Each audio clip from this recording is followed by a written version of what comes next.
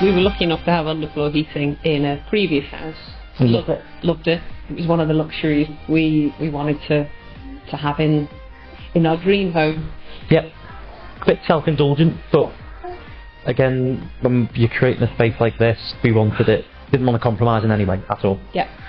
And underfloor heating was there's a few musts in the whole thing. That was one of the things that we had to have. Yeah.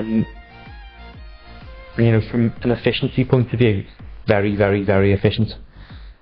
Tile warmed up, ceramic stays warm for ages, regardless of the heating being on or off. And you can feel it when you walk in. This seems like a super insulated box. The rest of the house seems, even though it's not drafty, it seems drafty compared to this, because it's just so well insulated and so well heated. Yeah.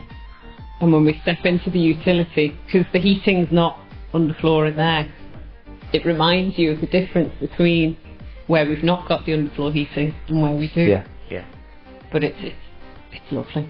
Really nice.